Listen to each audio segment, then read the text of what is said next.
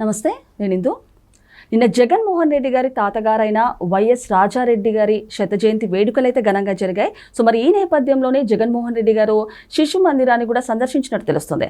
అయితే 2 సంవత్సరాల క్రితం ఎన్టీఆర్ గారి శత జయంతి వేడుకలు కూడా ఘనంగా జరిగాయి.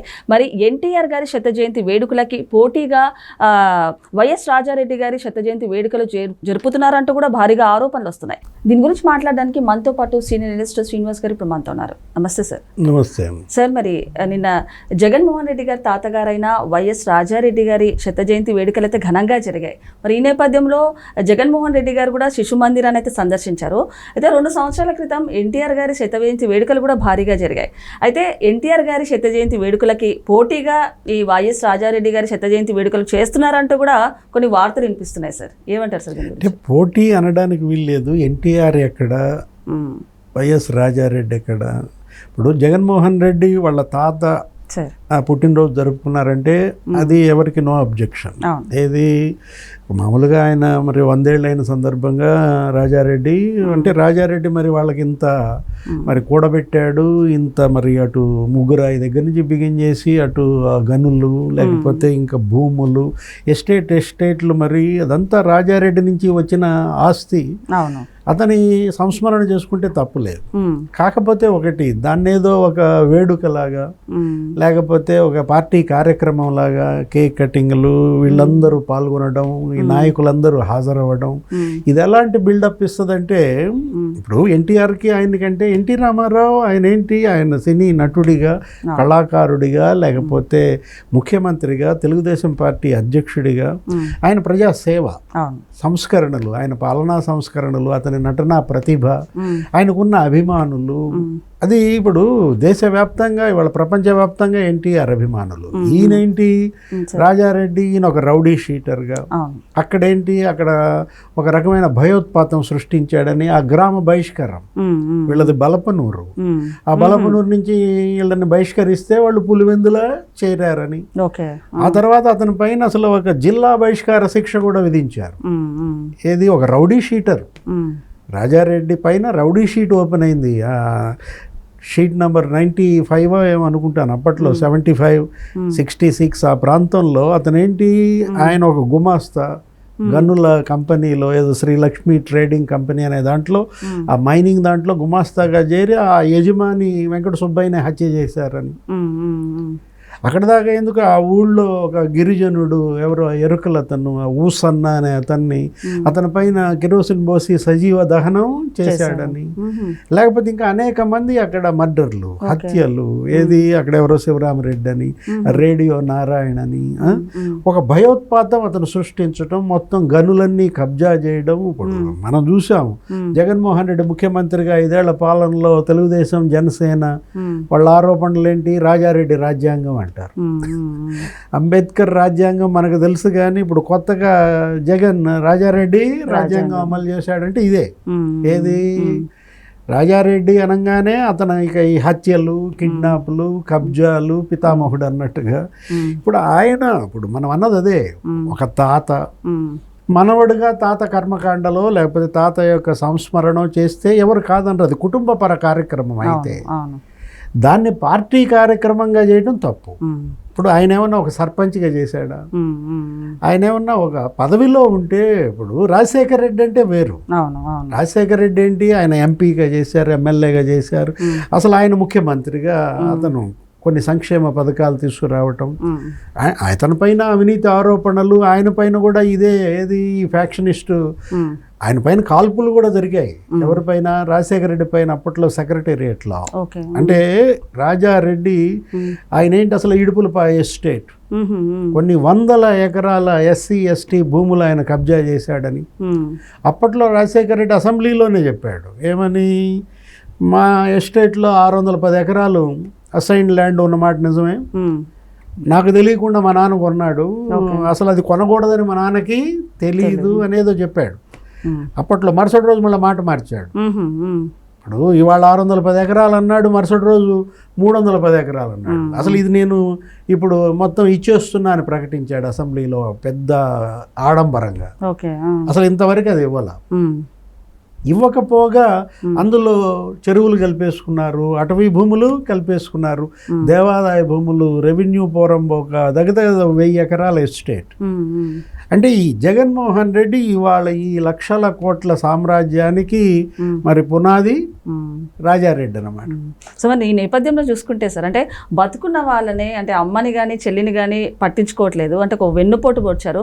అలాంటిది రాజారెడ్డి గారి శత జయంతి వేడుకల్ని చేయడం జగన్మోహన్ రెడ్డి గారు ఏ రకంగా చూడొచ్చు అంటారు? అంటే మనం అన్నది అదే, ఇప్పుడు తండ్రి తాత కుటుంబపరమైన కర్మకాండగా అది జరిపితే ఇబ్బంది లేదు. అట్లా కాకుండా దాన్ని వైఎస్ఆర్ కాంగ్రెస్ పార్టీ కార్యక్రమంగానో దాన్ని ఏది ప్రభుత్వ కార్యక్రమం, ఇంకా నయ్యం ముఖ్యమంత్రిగా లేడేమో, లేకపోతే అది అసలు రాష్ట్ర పండగగా చేసేవాడేమో, ఏది ప్రభుత్వ అధికారిక కార్యక్రమాల్లో మొత్తం కలెక్టర్లందరినీ దండలేయించేవాడేమో. ఇవాళ ఏంటి, వాళ్ళు ఓడిపోవడం వల్ల మరి తను ఒక్కడే వెళ్ళి అక్కడ పిల్లలకి, ఇప్పుడు దివ్యాంగ పిల్లలకి అతను ఏదో అక్కడ పండ్లు పంపిణీ చేయడం, లేకపోతే కేక్ కటింగ్, ఎవరు కాదన్నారు, అందులో తప్పేమీ లేదు. కాకపోతే ఒకటి, అసలు అతని వ్యక్తిత్వం ఏంటి? ఇప్పుడు నీ వ్యక్తిత్వం తీసి పక్కన పెట్టు, మీ తాత వ్యక్తిత్వం ఏంటి, ఆయన ఎలా సంపాదించాడు ఈ ఎస్టేట్లన్నీ. ఆయన అసలు ఇప్పుడు ఒక పని మనం చేశామంటే, ముఖ్యమంత్రిగా పనిచేసినాడు కదా జగన్మోహన్ రెడ్డి, ఒక పార్టీ అధ్యక్షుడిగా ఉన్నాడు కదా జగన్మోహన్ రెడ్డి. నువ్వు చేసే పనులు ప్రజలకి ఒక సందేశాత్మకంగా ఉండాలి, వాళ్ళు కూడా దాన్ని అనుసరించేటట్టుగా ఉండాలి. అసలు అలాంటి నాయకత్వ లక్షణం లేకపోగా ఒక మంద, ఇది ఒక మూకగా, ఏది ఇప్పుడు ఏదో దండుపాళెం బ్యాచ్ అన్నట్టుగా ఎక్కడికి వెళ్ళినా, ఇవాళ ఏం చేశాడు, ఆ జోగి రమేష్ కొడుకు పెళ్ళిలో ఏదనుకుంటాను అక్కడికి వెళ్ళినట్టున్నారు. ఆ వెళ్ళిన దాంట్లో వెళ్ళి ఆ పెళ్లి కొడుకు పెళ్లి కూతురు అక్షంతలు వేస్తే పర్వాలేదు, అసలు తను వెళ్ళడమే కొన్ని వందల మందిని వెంటేసుకెళ్ళడం, అదంతా ఏదో ఒక పెద్ద తన యొక్క బల ప్రదర్శనగా వస్తోంది. ఏంటి, వివాహం, పెళ్ళి, అక్కడ అక్షంతలు వేయటం, ఆశీర్వదించటం, లేదు అక్కడికి వచ్చిన వాళ్ళందరితో ఫోటోలు దిగి వెళ్ళిపోతే అది వేరే విషయం. అసలు నువ్వు ఇంటి దగ్గర నుంచి బయలుదేరటమే ఒక పెద్ద ప్రొసెషన్గా, ర్యాలీ. అంటే ఏంటి, ఇదంతా నా బలమనా లేకపోతే భయమా? ఇది బలం అంటే ఇది బలం చూపే సందర్భం కాదు. ఇప్పుడేమో ఎన్నికలేమీ లేవు, ఇదేంటి భయమా? జగన్మోహన్ రెడ్డి భయపడుతున్నాడు, అతను ఏదో రేపు మాపు అరెస్టు చేస్తారు అన్న భయంతో అతను అటు ఇటు తిరగటం, లేకపోతే యలహంక ప్యాలెస్లో ఒక 5 రోజులు ఉండటం, ఇక్కడ ఒక 2 రోజులు ఉండటం, ఏదో మొక్కుబడిగా ఎవరన్నా చచ్చిపోతే పలకరింపుకు రావడం, లేదా ఏదైనా పెళ్ళైతే ఇలా అక్షంతలు వేయడానికి రావడం, నేనున్నాను అని అతని ఉనికిని చూపుకునే ప్రయత్నంగా చూడాలి. ఇవాళ అటుపక్కేమో వాళ్ళు మహానాడు జరుపుకున్నారు, నీ సొంత జిల్లాలో నీ ఇలాకాలో వాళ్ళు అసలు ఒక పెద్ద పసుపు సముద్రం. ఏది అసలు మనం చూసాం 3 రోజులు వాళ్ళు పండగగా జరుపుకోవటం. మొత్తం అసలు ఇవాళ కడప జిల్లాలో వైఎస్ఆర్ కాంగ్రెస్ పార్టీ అసలు ఆ సొంత జిల్లాలోనే అక్కడ రూట్ అవుట్ అయ్యిందని. ఇప్పుడు అక్కడ ఉన్నటువంటి ఉమ్మడి జిల్లాలో 10 స్థానాల్లో ఇవాళ 7 స్థానాల్లో తెలుగుదేశం గెలవడం అంటే అసలు రాయలసీమ మొత్తం మీద జగన్మోహన్ రెడ్డికి వచ్చిందే 7 అంట. 4 జిల్లాల్లో 7 స్థానాలకు అతను పడిపోయాడంటే ఇంకా ఆ 7 స్థానాలు కూడా ఇవాళ వీళ్ళు లేకుండా చేయాలన్నట్టుగా తెలుగుదేశం, జనసేన, బీజేపీ ఒక పట్టుదలగా ఒక ఐక్యతతో వాళ్ళు ఆ 3 పార్టీలు పనిచేయటం. ఇంకా తన రాజకీయం కాలం చెల్లింది, ఇక తనని జనం నమ్మరు. సో మరి నేపథ్యంలో చూసుకుంటే నిన్న జగన్మోహన్ రెడ్డి గారు కూడా కొన్ని సంచలన వ్యాఖ్యలు చేశారు. అంటే కడపలో మహానాడు జరగడం ఒక హీరోయిజం కాదు, వచ్చే ఎన్నికల్లో టీడీపీని ఇక్కడ తంతే అక్కడ పడతారంటూ కూడా ఆయన కొన్ని వ్యాఖ్యలు చేశారు. ఏ రకంగా చూడొచ్చు సార్? అంటే అది హీరోయిజం కాదు అన్నప్పుడు జనం అడిగే ప్రశ్న ఏది హీరోయిజం అని. ఏది హీరోయిజం అని అడిగిన ప్రశ్నకి జగన్ ఇచ్చే సమాధానం తల్లిపై కేసేయడమా హీరోయిజం, చెల్లి ఆస్తులు లాక్కోవడమా హీరోయిజం. ఇవాళ అసలు నీ రాష్ట్రంలో నీ ఇంట్లో కనీసం స్థిరంగా నివసించలేకపోవడమా హీరోయిజం. ఇప్పుడు ఇన్ని ప్యాలెస్లు కట్టుకున్నాడు, ఒక్కొక్క ప్యాలెస్ ఏది గదిలిచ్చినా 1000 కోట్లు, ఏ ప్యాలెస్ చూసినా ఎకరాలు. ఇప్పుడు ఇడుపులపాయ అది 1000 ఎకరాల ఎస్టేటు, పులివెందుల అది ఒక 2 ఎకరాల్లో ఇల్లు, తాడేపల్లి ఒక 2 ఎకరాల్లో ఇల్లు, యలహంక ప్యాలెస్ 28 ఎకరాల్లో. ఎక్కడన్నా నువ్వు స్థిమితంగా ఉండగలుగుతున్నావా? లోటస్ పాండ్ 60,000 స్క్వేర్ ఫీట్లో కట్టావు, అసలు ఉంటున్నావా అక్కడ? అంటే మీరుండేది ఇద్దరే భార్యాభర్త, మీ పిల్లలు ఉండేది లండన్లో, మీ తల్లి అసలు నీ దగ్గర ఉండదు, చెల్లి దగ్గర ఉంటుంది. నీవు ఇద్దరి కోసం అసలు ఈ 1,000 కోట్ల భవంతులు, అతని యొక్క లగ్జరీ జీవనం, అతను వేసే ప్యాంట్ ఖరీదే 1,50,000 అంట, అతను వేసే చెప్పుల ఖరీదు 1,30,000 అంట, అతను వాడే పెన్ను ఖరీదు 1,00,000 రూపాయలు అంట, అతను తాగే ఆ డ్రింకింగ్ వాటర్ ఖరీదు 5,000 అంట. అంటే ఇలాంటి వాడు అసలు ప్రజా జీవితానికి అర్హుడా?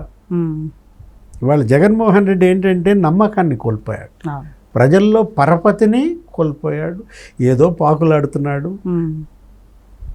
ఓకే సార్, నమస్తే. నమస్తే.